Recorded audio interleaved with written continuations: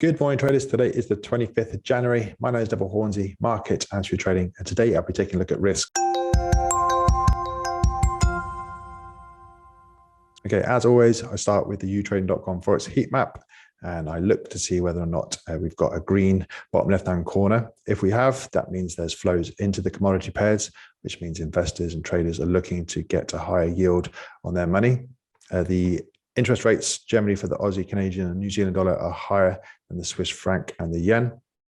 And also, when we've got, say, green going into the Swiss franc, the yen, and also the US dollar, that means there's flows into these safe havens, and you generally see the Aussie, Canadian, New Zealand dollar go red, which in turn signals that things are risk off. So comparatively today, it is slightly mixed, but generally moving towards risk on. So we're expecting to see higher equities and higher risky Forex assets. If we go to a website, it gives the news just to find out what's going on in the world.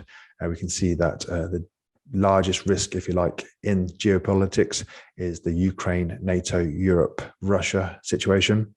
We've currently got US troops on alert as the West are trying to bolster their NATO presence. And the reason for that is because NATO would like the Ukraine to be part of NATO.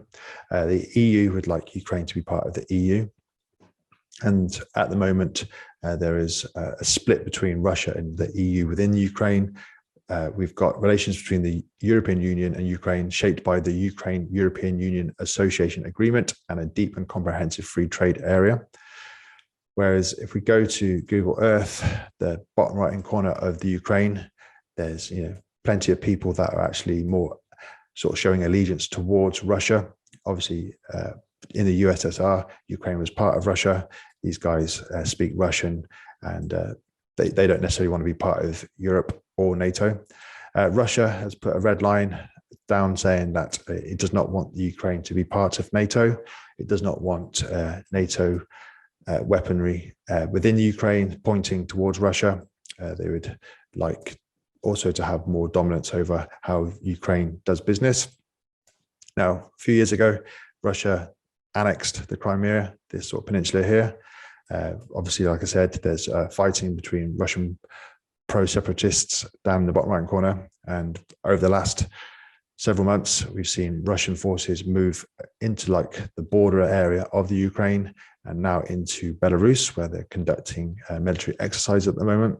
So if there was an incursion into the Ukraine or a full-on assault, Ukraine is pretty much surrounded now. So at the moment, this is the biggest risk event. And obviously, if it was to really kick off, then everything else in the markets just turns to risk off. Another indicator you can look at for risk is the US VIX, and this is sometimes called the fear index.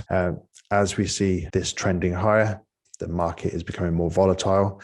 Once it's trending down, that means the market is kind of going a bit more sleepy. If we go back to 2020, February, market had been very sleepy, and then suddenly we had this sort of unprecedented meteoric rise in the VIX as we started to see equities go limit down on a daily basis, the world go into lockdown, obviously the start of the supply chain disruptions. It didn't last very long. It lasted, pretty much just over a month, but, we haven't recovered from this massive volatility event here. So currently we're seeing, like yesterday, we saw the Dow Jones drop 1,000 points. The VIX is rising. And we also saw the Dow Jones recover as well. So massive volatility around this sort of 29 level. And when it gets to the 20 and below and trades underneath the moving averages, that's when volatility sort of drops. Obviously, the risk is if you've got a tight stop and the volatility is high, then you're going to get absolutely smashed. If we go to this indicator, this is the black line is the sort of percentage of the 500 companies within the S&P 500, how many of them are above their 200-day EMA. The 200 EMA is obviously a good trend indicator, sort of shows how relatively strong the market is. And currently, based on what happened yesterday, the S&P 500, 50% of the companies are still trading above their 200-day EMA currently. Once they get below, so once you get into the 40s, the 30s, the 20s and 10%, you can see that if there is a bit of a risk off event, that continues and it goes at some pace as well. If we get down to the 50, we generally get sort of sideways to a bounce. Like I said, get below the 50%, and then we get an acceleration to the downside in generally the small caps and the large caps. Now, the orange line here is the Russell 2000. That's the small cap index. And we've got the NDX, which is the tech sort of high risk companies in the sort of cyan. And then in the yellow is the S&P 500. So small caps generally like lead the equities, including the large equities, lower. But when it comes to a bounce, they all bounce higher together. Another thing I look at is the yield curves. So here we've got a yield curve.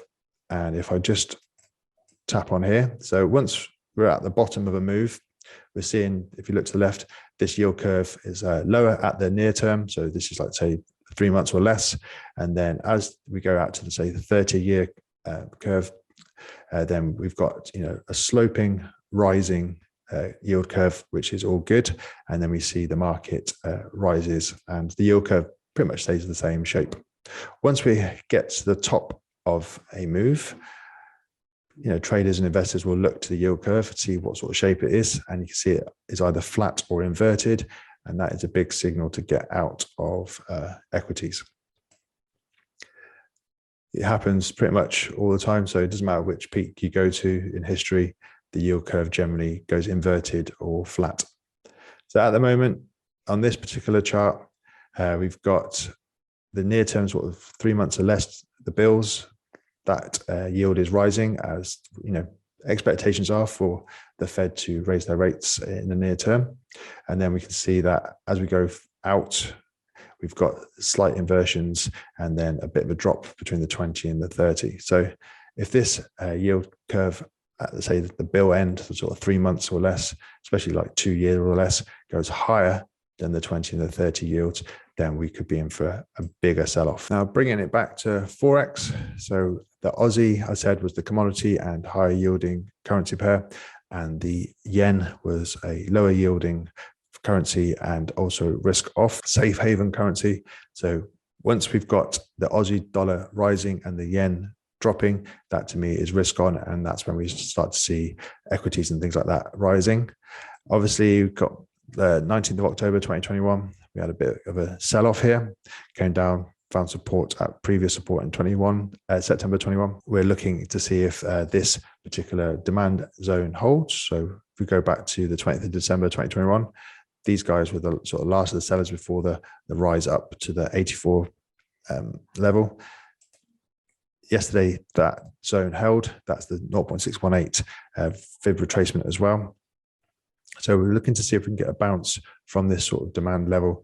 If we can get back above the 20, the 50 and the 200 EMAs, see if we can get out of this descending sort of channel. Generally, like I say, if the channel's going to the downside, I look for a break to the upside.